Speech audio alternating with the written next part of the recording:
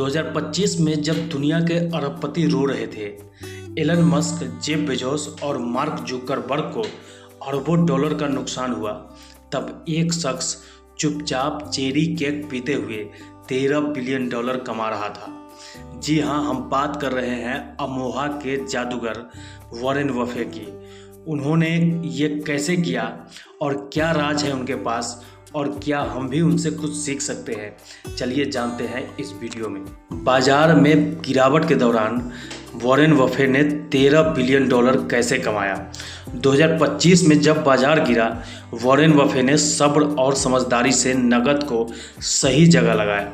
उन्होंने शेयरों से मुनाफा निकालकर ट्रेजरी बिल्स में पैसा लगाया और घाटे से बचे। उनका मंत्र है, भीड़ से उल्टा चलो और हाइप से बचो, सही मौके का इंतजार करो। 2025 में निवेशकों के लिए एक बड़ा झटका लेके आया। बाजार में तेज गिरावट आई और निवेशकों की अरबों डॉलर की वेल्थ एक झटके में कम हो गया।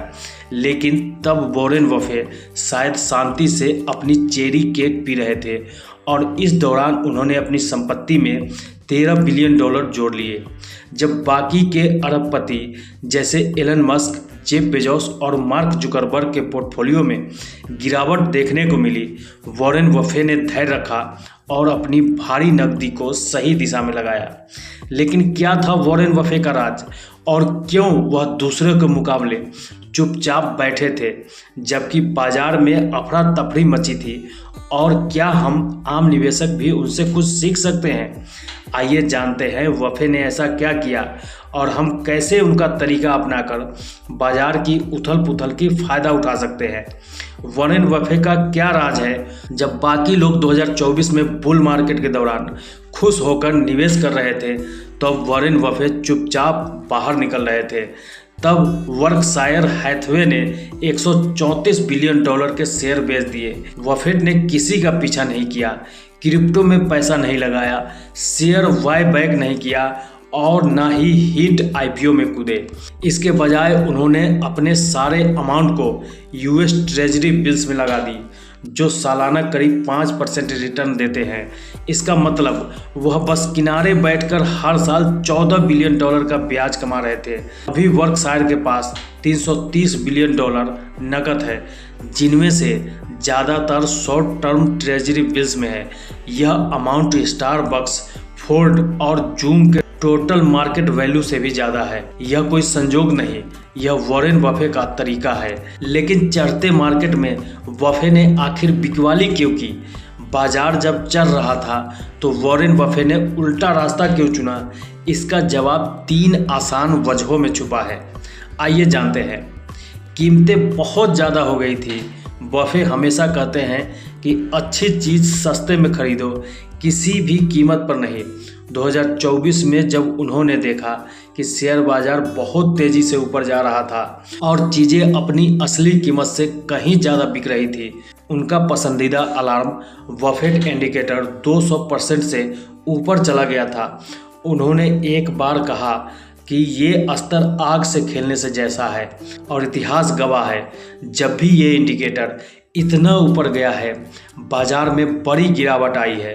जैसे 2000 में .com बबल फूटा, 2008 में फाइनेंशियल क्राइसिस आया। इसके अलावा S&P 500 का प्राइस टू बुक रेशियो भी 90 के दशक में सबसे ऊंचे स्तर पर था। ये भी एक बड़ा संकेत था कि बाजार बहुत ज़्यादा महंगा हो गया है। 2025 में ट्रंप फिर से सत्ता में आए और उनके साथ टैरिफ की चर्चा शुरू हो गई।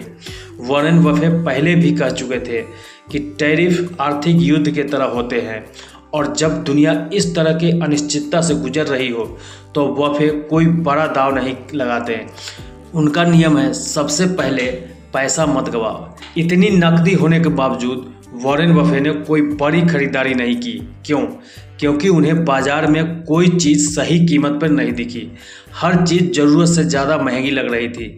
इसलिए उन्होंने इंतज़ार करना बेहतर समझा, और यही इंतज़ार फ़ायदे का सौदा बन गया। उन्होंने पहले भी कई बार बाजार में सब्र रखा है, जब बाकी लोग जल्दबाजी में थे। बफे जानते हैं कि कब चुप रहना है और कब दांव लगाना है, और यही बात उन्हें खास बनाती है। बफे का तरीका है, जब लोग लालची होते हैं वफ़े डरते हैं, और जब लोग डरते हैं तब वफ़े खरीदारी करते हैं। वे हमेशा भीड़ से उल्टा चलते हैं। 1999 में जब .com कंपनियां का ज़माना जोरों पर था और हर कोई उसमें पैसा लगा रहा था, वॉरेन बफे ने कुछ नहीं किया। उन्होंने सिर्फ इंतज़ार किया। जब बबल फूटा और बाजार गिरा तब उन्होंने सस्ते में खरीदारी की। 2008 में जब दुनिया आर्थिक संकट में थी, वॉरेन बफे ने जल्दी कदम उठाया और उन्होंने गोल्डमैन सैक्स और ईजी जैसी बड़ी कंपनियों में समझदारी से निवेश किया और अच्छा मुनाफा कमाया।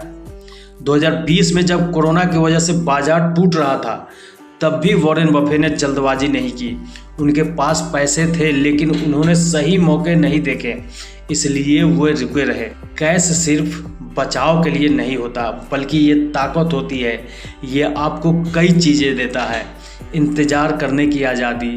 बाकी लोग जब जल्दबाजी में हो, आप शांति से सही मौके का इंतज़ार कर सकते हैं। हाइप को नज़रअंदाज करने की समझ।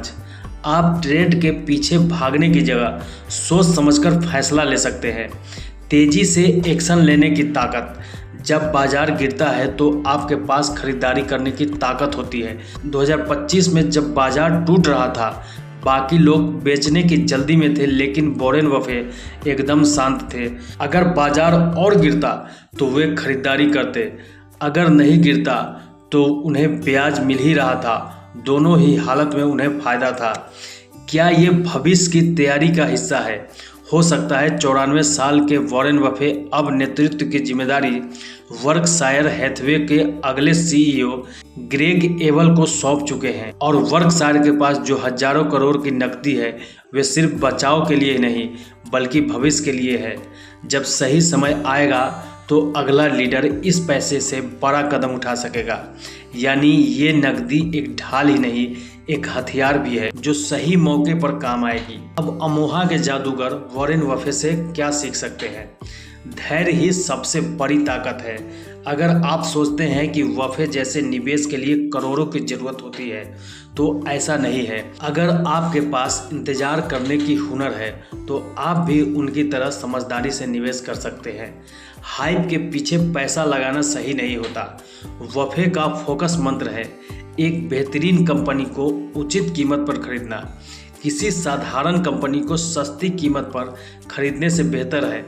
मतलब सिर्फ इसलिए मत खरीदो कि सब खरीद रहे हैं। कीमत और क्वालिटी को समझो। नकद की अहमियत को हल्के में मत लो। चाहे आप शेयर खरीद रहे हो, जमीन देख रहे हो या फिर सब्जी मंडी में आम। अगर आपके पास नकद है तो आपके पास ऑप्शन है। जब चीज़ें महंगी हो तब आप खरीदने से मना कर सकते हैं। जब कीमत सही कीमत पर हो तब आप इसे तुरंत खरीद सकते हैं। जब बाजार में डर हो तब आप एक्टिव हो जाओ। इसी तरह बाकी लोग जब डर के मारे बेच रहे होते हैं तो बफे खरीदारी कर रहे होते हैं। 94 साल के बफे भले ही आज वर्कशायर के कमान ग्रेग एबल को सौंप रहे हो, पर उनके सिद्धांत आज भी उतने ताकतवर है। कैश सिर्फ बचाव ही नहीं, भविष्य की तैयारी है। तो अगली बार जब बाजार गिरे तो डरिए मत, वॉरेन बफे की तरह सोचिए। अगर आपको ये वीडियो पसंद आया हो तो लाइक कीजिए। बफे का फैन है तो कमेंट में लिखिए बफेट मेंटेलिटी। और ऐसी ही वीडियो के लिए जुनून ड्राइव को सब्सक्राइब करना बिल्कुल मत भूलिए।